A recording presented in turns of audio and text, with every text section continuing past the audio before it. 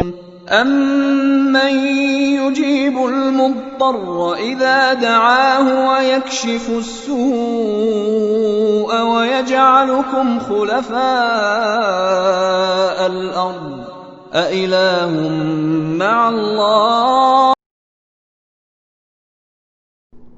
السلام علیکم ورحمۃ اللہ وبرکاتہ. میں ہوں سلمہ بنت افتخار احمد. میں آپ کے سامنے پڑھ رہی ہوں کتاب الدعا، دعا کے مسائل. بسم اللہ الرحمن الرحیم. رب اشرح لی صدری ویسر لی امری واحلل عقدۃ من لسانی یفقہوا قولی. پہلے ایک نظر پچھلی قسمیں ڈال لیتے ہیں. پچھلی قسم میں ہم نے پڑھا تھا کہ دعا مومن کا ہتھیار ہے. ہمارا ایمان اس قادر مطلق ہستی پر ہے جو ہر چیز پر قادر ہے. ہمارے لیے کوئی چیز ہونا جتنا بھی مشکل ہو اللہ کے لیے نہیں. ہم نے انبیاء کرام کی مثالیں پڑھی تھیں کہ انہوں نے کتنے کٹھن اور مشکل حالات میں اللہ کو پکارا اور اللہ نے ان کا غم دور کیا. اللہ تعالی ہماری شہرت سے قریب ہیں. دعا کے ذریعے سے ہی ہم اللہ سے ایک بہترین تعلق قائم کر سکتے ہیں. ہم کو دعائیں کروانے کے لیے کسی کی قبر پر یا کسی بزرگ کے پاس جانے کی ضرورت نہیں. اللہ تعالیٰ اپنے سب بندوں اور بندیوں کی سنتا ہے. ہم نے یہ بھی پڑھا تھا کہ دعا سے تقدیر بدل سکتی ہے، کیونکہ قادر مطلق ہستی تقدیر بناتی ہے تو وہ اسے بدلنے پہ بھی قادر ہے. آگے پڑھتے ہیں.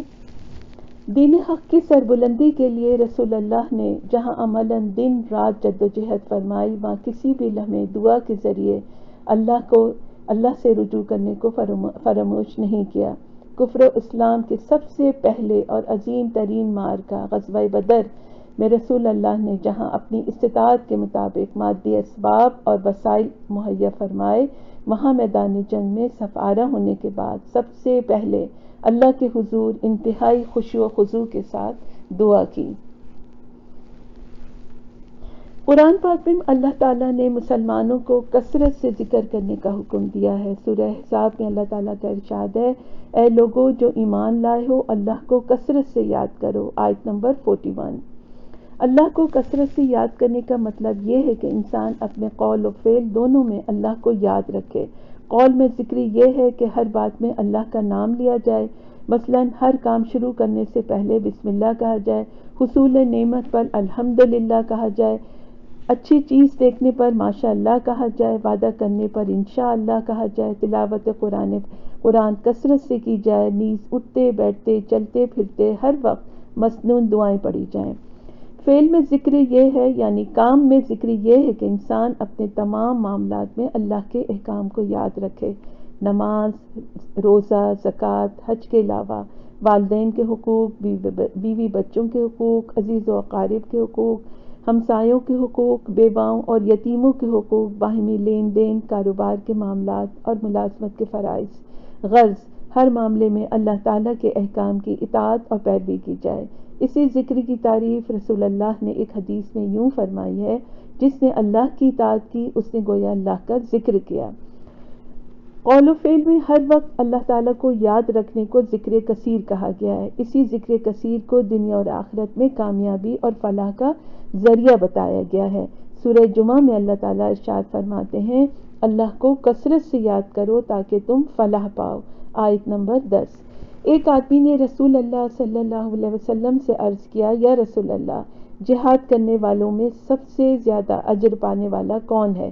آپ نے فرمایا، جو ان میں سے اللہ کو کثرت سے یاد کرنے والا ہے. اس نے پھر عرض کیا، روزہ رکھنے والوں میں سب سے زیادہ اجر کسے ملے گا؟ آپ نے ارشاد فرمایا، جو ان میں سے اللہ کو کثرت سے یاد کرنے والا ہے. پھر اس شخص نے نماز، زکوٰۃ، حج اور صدقہ کرنے والوں کے متعلق پوچھا تو آپ نے ہر ایک کا یہی جواب دیا، جو ان میں اللہ کو کثرت سے یاد کرنے والا ہے. بحوالہ مسند احمد. ایک شخص نے عرض کیا، یا رسول اللہ، سب سے افضل عمل کون سا ہے؟ آپ نے ارشاد فرمایا، تو اس دنیا سے اس حال میں رخصت ہو کہ تیری زبان اللہ کی یاد میں مشغول ہو. ترمذی. رسول اللہ نے اللہ کا ذکر کرنے والوں کو زندہ اور نہ کرنے والوں کو مردہ قرار دیا ہے. بخاری اور مسلم. ایک حدیث میں رسول اللہ نے ارشاد فرمایا کہ شیطان ابن آدم کے دل پر بیٹھا رہتا ہے، جب انسان اللہ کو یاد کرتا ہے تو شیطان پیچھے ہٹ جاتا ہے، اور جب غافل ہوتا ہے تو وسوسے ڈالنے لگتا ہے۔ بخاری۔ اللہ تعالیٰ نے حضرت موسیٰ اور ان کے بھائی حضرت ہارون علیہ السلام کو فرعون جیسے ظالم اور سرکش بادشاہ کے پاس جانے کا حکم دیا تو ساتھ ہی یہ تاکید فرمائی، تم اور تمہارا بھائی دونوں میری نشانیاں لے کر جاؤ اور میری یاد میں کمی نہ کرنا۔ سورہ طٰہٰ آیت نمبر 42۔ گویا دعوت حق کی راہ میں پیش آنے والی آزمائش اور ابتلا کے مقابلے میں سب سے بڑا ہتھیار اللہ کی یاد ہے، جو داعی کو قوت اور حوصلہ عطا کرتی ہے۔ جنگ بدر کے موقع پر جب مسلمانوں کی ایک قلیل سی بے سر و سامان جماعت کو اپنے سے کئی بڑے مسلح لشکر سے مقابلہ درپیش تھا تو اللہ تعالیٰ نے مسلمانوں کو یہ ہدایت فرمائی، اے لوگو جو ایمان لائے ہو، جب کسی گروہ سے تمہارا مقابلہ ہو تو ثابت قدم رہو اور اللہ کو کثرت سے یاد کرو تاکہ تمہیں کامیابی حاصل ہو۔ سورہ انفال آیت نمبر 45۔ بس دعوت حق کی ابتلا اور آزمائش کا معاملہ ہو یا میدان جنگ میں کفار سے مارکہ قتال درپیش ہو، اللہ کی یاد ہی فلاح اور کامیابی کی ضمانت ہے۔ اسی ذکر کثیر کی برکت سے انسان کو دنیا جہاں کی وہ سب سے بڑی نعمت سکون قلب حاصل ہوتی ہے، جسے حاصل کرنے کے لیے آج مخلوق خدا لاکھوں اور کروڑوں روپے صرف کر رہی ہے، جس کی خاطر بے شمار لوگ اپنی دنیا اور دین تک برباد کر لیتے ہیں، لیکن یہ نہیں جانتے کہ یہ نعمت کسی بازار یا مزار سے نہیں ملتی، نہ کسی درگاہ یا خانقاہ سے حاصل ہوتی ہے، بلکہ آسمانوں سے حاصل ہوتی ہے۔ یاد رکھو، سکون قلب تو اللہ کے ذکر سے ہی ملتا ہے۔ سورہ رعد آیت نمبر 28۔ اللہ کی یاد سے غفلت دنیا اور آخرت میں شدید خسارے کا موجب ہے۔ اللہ تعالیٰ کا فیصلہ ہے، اور جس نے میری یاد سے منہ موڑا اس کے لیے دنیا میں زندگی میں مشکلات ہوں گی اور قیامت کے روز ہم اسے اندھا کر کے اٹھائیں گے۔ سورہ طٰہٰ آیت نمبر 124۔ دنیا میں تنگ زندگی سے مراد محض رزق کی تنگی نہیں، بلکہ مطلب یہ ہے کہ اگر کوئی شخص کروڑ پتی بھی ہوگا تو اسے سکون قلب میسر نہیں آئے گا، اگر کوئی ملک کا فرما روا ہوگا تو اسے بھی چین نصیب نہیں ہوگا۔ سورہ زخرف میں اللہ تعالیٰ کا ارشاد ہے، جو شخص اللہ کی یاد سے غفلت برتے گا ہم اس پر ایک شیطان مسلط کر دیں گے جو ہر وقت اس کے ساتھ رہے گا۔ آیت نمبر 36۔ جس آدمی پر اللہ تعالیٰ کی طرف سے سزا کے طور پر شیطان مسلط کر دیا جائے، اسے دنیا میں سکون اور چین کیسے میسر آ سکتا ہے، اور پھر اس کی آخرت کی بربادی میں کون سی کسر رہ جائے گی۔ اللہ تعالیٰ سب مسلمانوں کو ایسی حالت سے محفوظ رکھے، آمین۔ ارشاد نبوی ہے کہ ہر شخص خطا کار ہے اور بہترین خطا کار توبہ کرنے والا ہے۔ ترمذی۔ اس حدیث مبارک میں رسول اللہ نے دو باتوں کی نشاندہی فرمائی ہے۔ پہلی یہ کہ ہر شخص سے گناہ سرزد ہوتے ہیں، کوئی شخص اپنے آپ کو گناہوں سے معصوم نہ سمجھے۔ دوسرے یہ کہ گناہ کے بعد توبہ مطلوب ہی نہیں بلکہ پسندیدہ ہے۔ سورہ بقرہ میں اللہ تعالیٰ ارشاد فرماتے ہیں، اللہ تعالیٰ یقیناً توبہ کرنے والوں اور پاکیزگی اختیار کرنے والوں سے محبت کرتے ہیں۔ آیت نمبر 222۔ توبہ اللہ کے نزدیک کس قدر محبوب اور پیارا عمل ہے، اس کا اندازہ اس حدیث سے لگایا جا سکتا ہے، جس میں آپ نے ارشاد فرمایا کہ اگر ایک آدمی اپنی سواری پر کسی چٹیل میدان سے گزر رہا ہو اور آرام کرنے کی غرض سے نیچے اتر کر سو جائے، اسی دوران اس کی سواری اور جب سو کر اٹھے تو اپنی سواری کو تلاش کرتے کرتے تھک جائے اور بھوک اور پیاس کی وجہ سے موت اسے سامنے نظر آنے لگے اور وہ مایوس ہو کر درخت کے سائے میں بیٹھ جائے، تب اچانک اس کی سواری اسے مل جائے اور یہ آدمی اس کی نکیل پکڑے، خوشی کے مارے شدت جذبات سے مغلوب ہو کر یہ کہہ دے، اے اللہ تو میرا رب، میں تیرا بندہ۔ اللہ تعالیٰ کو توبہ کرنے والے کی توبہ اس سے بھی زیادہ خوشی محسوس ہوتی ہے۔ اللہ تعالیٰ کو توبہ کرنے والے کی توبہ سے اس سے بھی زیادہ خوشی محسوس ہوتی ہے۔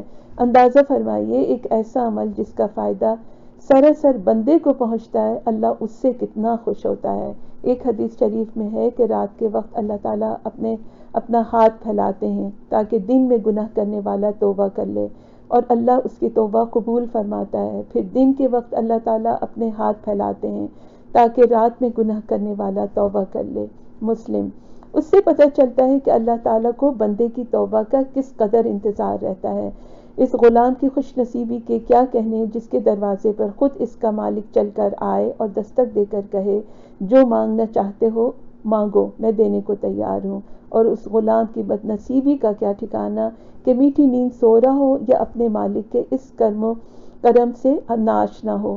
توبہ کی ترغیب اس سے زیادہ اور کیا ہوگی کہ خود رسول اللہ فرماتے ہیں، لوگو اللہ کے حضور توبہ کرو، بے شک روزانہ میں 100 مرتبہ توبہ کرتا ہوں۔ مسلم۔ اس بات کا اندازہ ہر شخص کو خود کر لینا چاہیے کہ اسے رسول اللہ صلی اللہ علیہ وسلم کے مقابلے میں کس قدر زیادہ توبہ کرنے کی ضرورت ہے۔ توبہ کے لغوی معنی ہے واپس پلٹنا، اور توبہ کرنے کا مطلب یہ ہے کہ انسان گناہ کے راستے سے واپس پلٹ آیا ہے اور نیکی کے راستے پر لگ گیا ہے۔ اللہ تعالیٰ نے قرآن مجید میں مسلمانوں کو خالص توبہ کرنے کا حکم دیا ہے۔ حضرت ابی بن کعب سے کسی نے خالص توبہ کا مفہوم پوچھا تو انہوں نے کہا، میں نے یہی سوال رسول اللہ سے پوچھا تھا، تو آپ نے فرمایا اس سے مراد یہ ہے کہ جب تم سے کوئی گناہ ہو جائے تو اس پر نادم ہو، پھر اللہ سے معافی مانگو اور آئندہ کبھی اس گناہ کا ارتکاب نہ کرو۔ اس حدیث شریف میں رسول اللہ نے توبہ کے لیے 3 شرطیں مقرر فرمائی ہیں۔ نمبر 1، گناہ پر نادم ہونا۔ نمبر 2، اللہ سے معافی مانگنا۔ نمبر 3، آئندہ اس گناہ سے مکمل طور پر اجتناب کرنا۔ توبہ کے معاملے میں چند دیگر امور بھی ہیں۔ نمبر 1، توبہ کا وقت عالم نزاع طاری ہونے سے پہلے تک ہے۔ رسول اللہ کے ارشاد مبارک ہے کہ اللہ بندے کی توبہ اس وقت تک قبول فرماتا ہے جب تک وہ نزاع میں مبتلا نہیں ہوتا۔ نمبر 2، گناہ پہ کسی دنیاوی غرض کے لیے ندامت محسوس کرنا، مثلا بے عزتی کے ڈر سے، مال نقصان کے خوف سے، بیماری یا موت کے ڈر سے توبہ کی تعریف میں نہیں آتا۔ نمبر 3، اگر کسی کا نفس توبہ کے بعد بھی گزشتہ گناہ کے تصور سے لطف اندوز ہوتا ہے تو اسے اس وقت تک بار بار توبہ کرتے رہنا چاہیے جب تک اس کا نفس حقیقتاً ندامت محسوس نہ کرنے لگے۔ ایک بوڑھا شخص رسول اللہ صلی اللہ علیہ وسلم کی خدمت میں حاضر ہوا اور عرض کیا، یا رسول اللہ، ساری زندگی گناہوں میں گزری ہے، کوئی گناہ ایسا نہیں جس کا ارتکاب نہ کیا ہو۔ روئے زمین کی ساری مخلوق میں اگر میرے گناہ تقسیم کر دیے جائیں تو سب کو لے ڈوبیں، کیا میری توبہ کی کوئی صورت ہے؟ آپ نے پوچھا، کیا تو نے اسلام قبول کر لیا، یعنی تو اللہ تعالیٰ کا فرما بردار ہو گیا؟ اس نے عرض کیا، میں گواہی دیتا ہوں اللہ کے سوا کوئی معبود نہیں اور محمد اللہ کے رسول ہیں۔ آپ نے فرمایا، جاؤ، اللہ معاف کرنے والا ہے اور برائیوں کو نیکیوں میں بدلنے والا ہے۔ اس نے عرض کیا، کیا میرے سارے گناہ اور جرم معاف ہو جائیں گے؟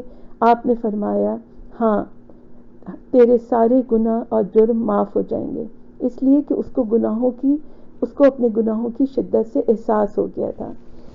بس اللہ کی رحمت سے نہ تو خود کسی کو مایوس ہونا چاہیے اور نہ ہی کسی دوسرے شخص کو یہ حق پہنچتا ہے کہ وہ کسی توبہ کرنے والے کو اللہ کی رحمت سے مایوس کرے۔ جس طرح اللہ کی رحمت سے مایوس ہونا گناہ ہے، اسی طرح اللہ تعالیٰ کو غفور اور رحیم سمجھ کر عمدن گناہ کرتے چلے جانا یا توبہ کر کے بار بار توڑتے چلے جانا اس سے بھی بڑا گناہ ہے، جو دراصل اللہ تعالیٰ کی رحمت سے مذاق ہے۔ قرآن پاک میں ارشاد مبارک ہے، کوئی دھوکے باز تمہیں اللہ کے معاملے میں دھوکہ نہ دینے پائے۔ سورہ لقمان آیت نمبر 33۔ اللہ کے معاملے میں دھوکہ یہی ہے کہ انسان اس فریب میں مبتلا رہے کہ اللہ تعالیٰ غفور الرحیم ہے، گناہ کرتے چلے جاؤ، وہ بخشتا چلا جائے گا اور سزا نہیں دے گا۔